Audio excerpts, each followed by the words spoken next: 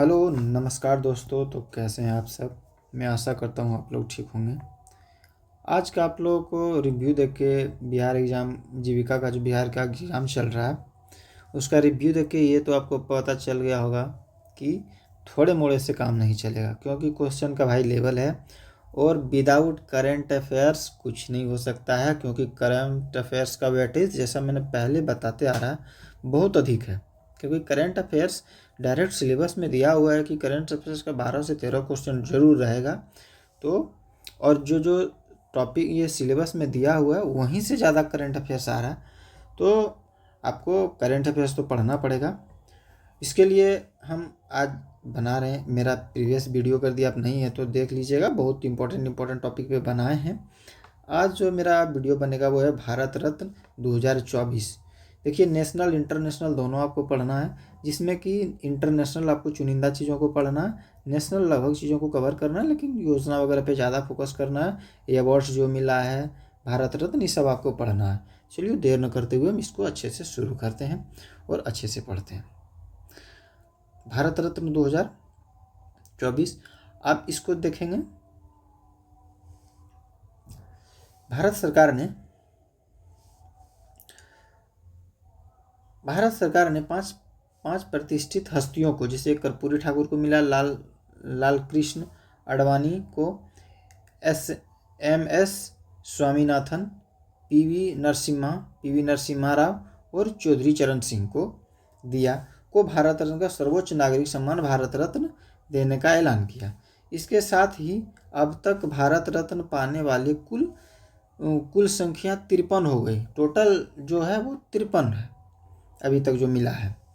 तो सबसे पहले कर्पूरी ठाकुर के बारे में पढ़ेंगे। सिर्फ भारत, देखिए एक्चुअली क्या होता है कि जो जिनको भारत रत्न मिला वो सब हाईलाइट पर्सन हो जाते हैं और उनको उनके बारे में और भी चीज़ें पढ़ना पड़ता है। तो उनके बारे में और सारी चीज़ें जो है उनको देखिए बताते हैं। अभी कर्पूरी ठाकुर का जन्म 24 जनवरी 1924 को बिहार के समस्तीपुर जिले के पितौंझिया यब कर्पूरी ग्राम में गोकुल ठाकुर और राम दुलारी देवी के यहाँ हुआ था। उनका निधन 17 फरवरी 1988 को हुआ। लोकप्रियता के कारण उन्हें जननायक कहा जाने लगा। लोकप्रिय थे, उनको जननायक कहा जाने लगा। उन्हें 1952 में पहली बार सोशलिस्ट पार्टी के उम्मीदवार के रूप में ताजपुर निर्वाचन क्षेत्र से बिहार विधानसभा चुनाव जीता। वो सबसे पहले कहाँ से चुनाव जीते? ताजपुर निर्वाचन क्षेत्र से विधानसभा चुनाव जीते थे। कौन पार्टी से? सोशलिस्ट पार्टी से। अगर ये हिस्ट्री भी पूछेगा तो देखिए यही सब क्वेश्चन से हिस्ट्री बनेगा, क्योंकि ये बिहार का है तो हिस्ट्री का भी उसमें 3 क्वेश्चन रहना है, तो उस समय यही सबसे पूछ सकता है। कर्पूरी ठाकुर 1970 से 71 और 1977 से 79 तक 2 बार बिहार के 11वें मुख्यमंत्री रहे एवं वर्ष 1967 से 68 तक बिहार के उप मुख्यमंत्री रहे। वो मुख्यमंत्री भी रहे और उप मुख्यमंत्री भी रहे। बिहार के पहले गैर कांग्रेसी मुख्यमंत्री थे। पहले गैर कांग्रेसी जो कि कांग्रेस से नहीं थे, ऐसा पहली बार थे। उन्होंने भारत में पहली बार अन्य पिछड़ा वर्ग ओबीसी जिसको बोलते हैं को आरक्षण दिया। भारत अभी जो आरक्षण मिलता है वो यही शुरू किए थे भारत में। उन्होंने 1977 में मुख्यमंत्री बनने के बाद मुंगेरी लाल आयोग की सिफारिशों को लागू किया गया था, जिस कारण पिछड़ों को नौकरियों में, देखो मुंगेरी लाल सिफारिशों के तहत ही अभी नौकरी में आरक्षण मिलता है पिछड़ों को। और वो जो ये शुरू किए हुए थे, तो ये भी एक क्वेश्चन बनता है कि मुख्यमंत्री बनने के बाद वो क्या किया? मुंगेरी लाल आयोग की सिफारिशों को लागू किया था। वर्ष 1978 में उन्होंने एक अभूतपूर्व आरक्षण मॉडल प्रस्तुत किया, जिसमें ओबीसी, आर्थिक रूप से पिछड़े वर्गों, ईबीसी जो कि वो जनरल में आते हैं, लेकिन उसको अगर वो क्या बोलते हैं आर्थिक कमजोर है तो उनको इनके लिए कि ईबीसी सर्टिफिकेट बनता है। महिलाओं और उच्च जातियों के बीच आर्थिक रूप से पिछड़े वर्गों के लिए विशिष्ट कोटे के साथ 26% आरक्षण आवंटित किए। सबके लिए 26% दिए थे।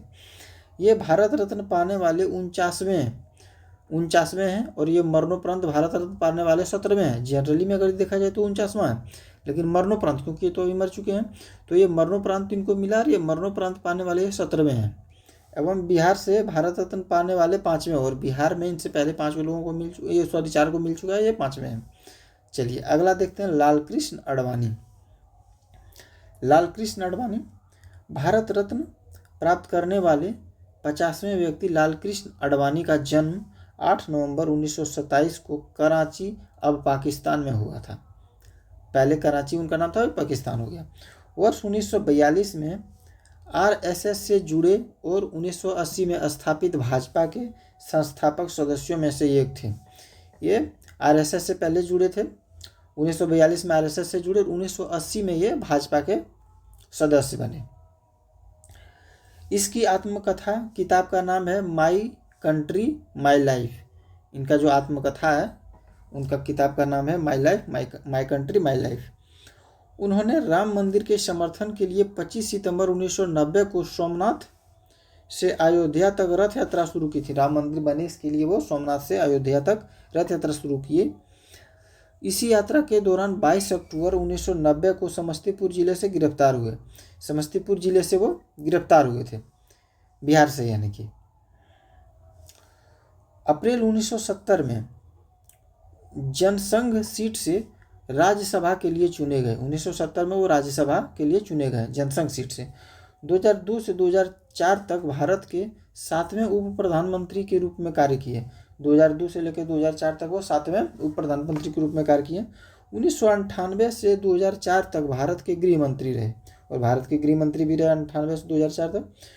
वे 1909 में भाजपा के प्रधानमंत्री पद के उम्मीदवार रहे। 2009 में वो भाजपा के प्रधानमंत्री पद के उम्मीदवार रहे।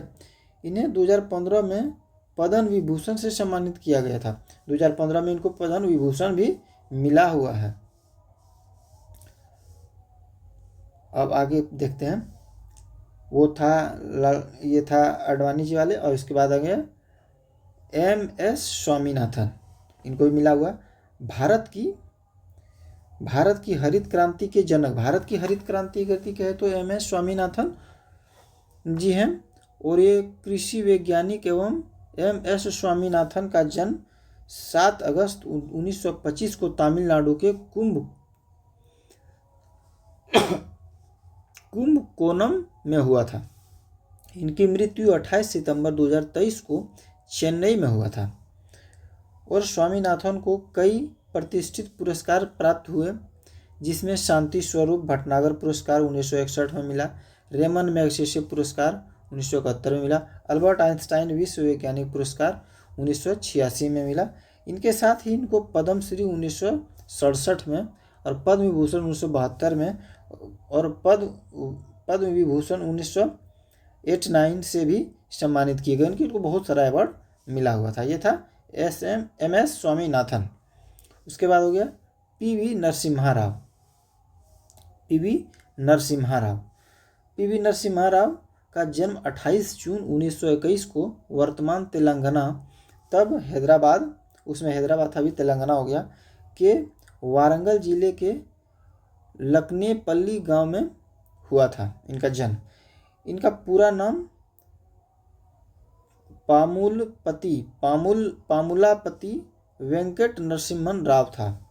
इनके पिता का नाम सीताराम राव और माता का नाम रुकमाबाई था।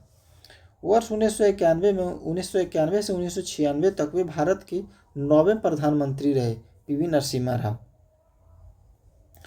इन्होंने भारत के रक्षा मंत्री, विदेश मंत्री, गृह मंत्री के रूप में भी कार्य किए। ये रक्षा मंत्री भी रहे, विदेश मंत्री भी रहे, गृह मंत्री रहे।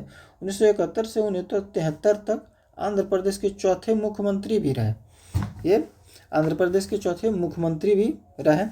और 73वें और 74वें संवैधानिक संशोधन अधिनियम का कार्यान्वयन PC नरसिम्हा राव के कार्यकाल के दौरान हुआ। 73वां 74वां संविधान संशोधन। उसके बाद आ गया चौधरी चरण सिंह। चौधरी चरण सिंह का जन्म 23 दिसंबर 1902 को उत्तर प्रदेश के मेरठ जिले के नूरपुर में जाट किसान परिवार में हुआ था। इनके जयंती पर 23 दिसंबर को राष्ट्रीय किसान दिवस मनाया गया। इनकी मृत्यु 29 मई 1987 को हुई थी।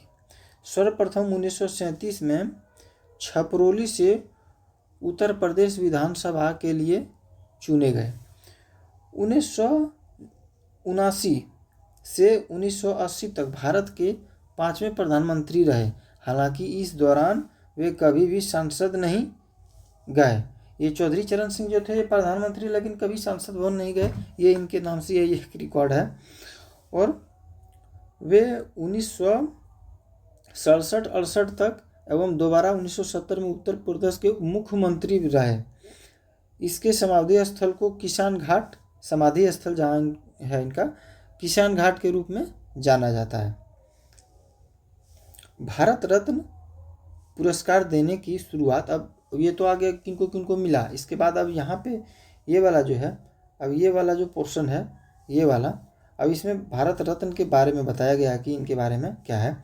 तो भारत रत्न पुरस्कार देने की शुरुआत 1954 में हुई थी और 1955 से यह पुरस्कार मरणोपरांत भी दिया जाने लगा। 54 में दिया जाने लगा और 1955 में मरण, जो पहले भी जो काम किए उनको भी दिया जाने लगा, मरणोपरांत में जो मर गए उनको भी दे रहे हैं। भारत रत्न पुरस्कार का आकार पीपल के पत्ते की तरह होता है, पीपल के पत्ते की तरह। खेल जगत में भारत रत्न पाने वाले पहले व्यक्ति सचिन तेंदुलकर थे। सचिन तेंदुलकर जो क्रिकेट के गॉड कहे जाते हैं। भारत रत्न पाने वाले पहले वैज्ञानिक सीवी रमन थे, सीवी रमन। और मरणोपरांत पहला भारत रत्न लाल बहादुर शास्त्री को दिया गया था। लाल बहादुर शास्त्री को मरणोपरांत मिला। और भारत रत्न पुरस्कार सफ़ेद रंग के फीते में पहनाया जाता है, जो वो रहता है पहनाने वाला, वो सफ़ेद रंग के फीते में। थैंक यू दोस्तों। तो ये